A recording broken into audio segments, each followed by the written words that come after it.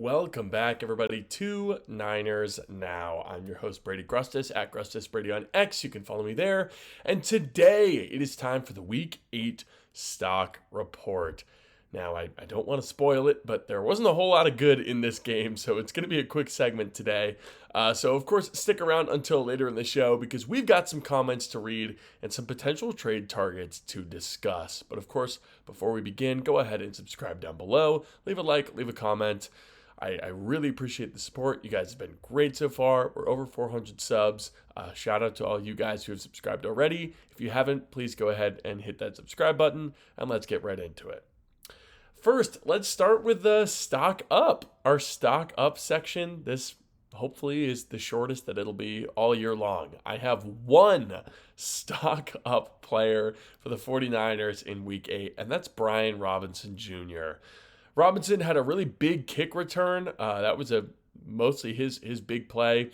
And you might think, if he had no offensive production whatsoever, what is he doing in the stock up category, right? Well, it's because this is the biggest play of his 49ers career. Not only was it a really huge play to get that big of a return late in the first half when they needed a drive, but also just with the way the game was going, they needed any sort of play from anybody on the defense, on the special teams, on the offense. The 49ers needed a play, and Brian Robinson was the first and one of the only players to deliver a play in this game. Obviously, not much playing time on offense. And if you're not going to play much on offense, if you've got Christian McCaffrey ahead of you, then you've got to affect the game in other ways if you want to be successful in this league. And Brian Robinson did that on Sunday. So shout out to Brian Robinson. Stock up for him. I guess I'll kind of give a shout out to George Kittle. Got his second touchdown of the year. He was obviously held without a catch last week, was worked a little bit more into the offense on Sunday, and he was able to get that insanely nice touchdown catch. But we all know how good George Kittle is, so I didn't really see it as a stock up for him. Now, on to the stock down category. This one is a little more full. I've capped it at 3, but I could certainly think of some other people who could be included here. But I'm going to start with Tatum Bethune. He was a big stock up last week and a big stock down this week. I think Bethune is a good example of what Robert Saleh said at the very beginning of the season, which is that this defense is going to have ups and it's going to have downs. There's a lot of youth on this team and a lot of youth on this defense, including Bethune. This is only his second year in the league, former 7th-round pick, first year as a starter. He looked undisciplined, and frankly, he was exploited in coverage on Sunday. That was the weakness of his game coming out of college. That was the weakness of his game in the pros. And it was on full display on Sunday. So we got to see the positives with Tatum Bethune in week 7 against the Falcons. And now we see the negatives with Tatum Bethune in week 8. Hoping he can bounce back next week and really deliver a better performance in this one. And I feel that way as well about Malik Mustafa. He couldn't really do anything right in this game. I think this is comfortably the worst game of his career that I've watched, and I'm really hoping it's a fluke because of that. He was pretty poor in coverage. That was something he was good at last year. He was a bad tackler in this game, and it's one thing if you're taking good angles and just kind of bouncing off guys, because that's kind of what it was last year for Mustafa. But in this game, he got his ankles broken. He was just kind of out of position, wasn't even really getting hands on guys. It was not a good game for Mustafa at all. Hopefully, he's just shaking off some of that rust a little bit, and he looks better against the Giants next week. And last in the stock down category, I'm going to go with Colton McKivitz. And this one's a little weird because I honestly don't even blame him. I mean, he's going up against Will Anderson Jr., who is dominant, one of the 10 best pass rushers in the NFL. Most offensive tackles don't win that battle, and McKivitz was not. He didn't win that battle, right? So it's unfortunate, but I am going to put him in stock down. He let up 4 pressures in this game, mostly to Anderson, and it was just ugly. So with that out of the way, let's look to the future. Let's talk about some trade targets for the 49ers in this one. First up, I want to talk about a Cincinnati Bengals pass rusher. We've mentioned Trey Hendrickson. We've mentioned Myles Murphy on the show. But now I want to talk about Joseph Ossai. The Bengals just let up 39 points to the New York Jets last week. And Joseph Ossai is a starter on that terrible, terrible Bengals defense. Osai has had 2 sacks and 11 pressures so far on the year. Not outstanding production, but he's got 1 year left on his deal, and I can't imagine the Bengals are gonna make much noise at all this season. So I think they should be interested in trying to see if a team like the 49ers would be interested in Osai. Maybe a guy who, under a better scheme, under a better system, under a better coach, he would be able to produce a little bit more. He's been with the Bengals since he was drafted out of Texas. And I'd be kind of curious to see how he looks as a 49er. He's got this kind of lanky build. He's bendy, or at least he was coming out of Texas. I'd be interested for sure. I don't think Osai is a terrible player. I don't think he's amazing, but I think he could be better than he is right now. I also want to talk about a pair of Las Vegas Raiders. The first one being Malcolm Kuntz out of Buffalo, University of Buffalo. The Bulls is where Malcolm Kuntz went to school. Kuntz has 1 year left on his deal. He's a pass rush specialist for the Raiders, but he hasn't played a ton this year. He's only got 1 start so far this year, hasn't made too much of an impact as a pass rusher, and his name has been floated quite a bit at the deadline. He is a guy that teams are sniffing around with, and I wouldn't be surprised if the 49ers were one of those teams interested in Kuntz. It would be nice to have a guy who could really affect the pass rusher.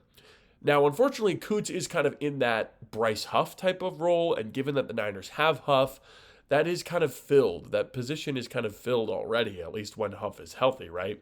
So I also wanted to bring up another Raider, and that's Tyree Wilson. Tyree Wilson is a former top 10 pick of the Raiders. I think it was pick like 7 or pick 9 or something like that. And he's a backup for this team. He's also only started a single game for them. He's got 2 sacks and 6 pressures on the year. Pretty mediocre production. He is not playing a ton, but he's got a high ceiling. He kind of reminds me a lot of a Mykel Williams. He's got a big body, explosive run defender, inside out versatility, and he's got 2 years left on his contract plus a 5th-year option available. So if the Raiders are looking to move Tyree Wilson, I could totally see the 49ers being interested. And now the last guy I want to talk about is a Tennessee Titan. We've talked about Arden Key already on this channel, but if Key doesn't end up getting moved, then I'd like the 49ers to target Draymond Jones. He's got 1 year left on his contract. He's a former Seattle Seahawk, and he's turned into a bit of a journeyman so far in his career. But he's got 3 sacks and 12 pressures so far this year. Definitely an edge rusher.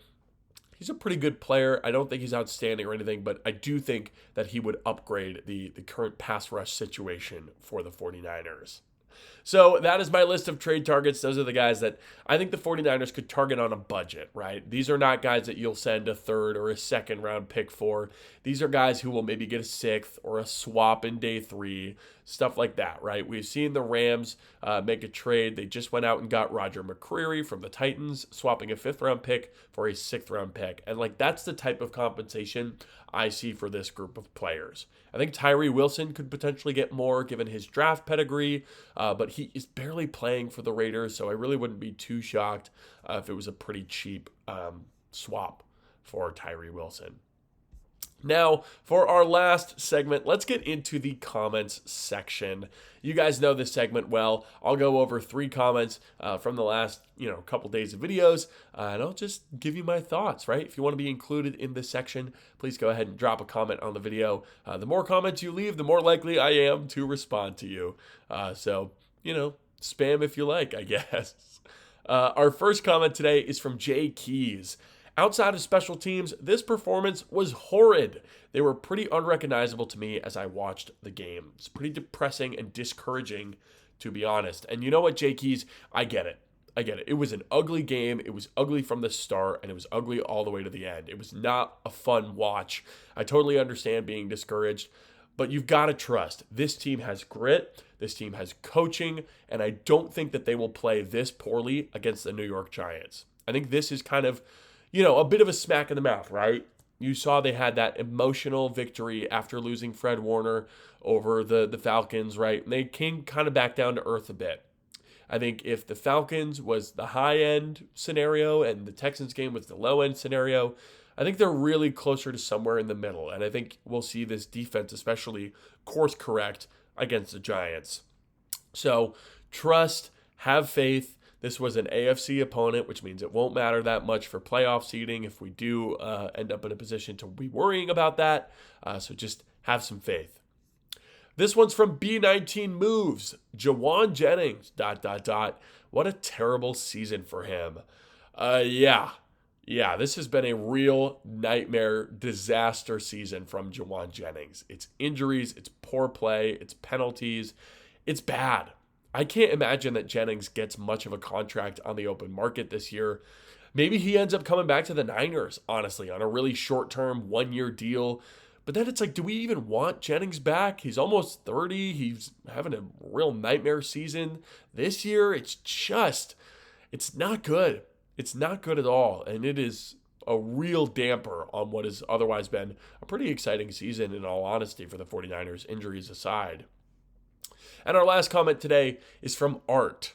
What the heck? Purdy gets hurt every year. He misses time every year. I'm worried about him always getting hurt. 49ers should have never paid him that money. He is always hurt.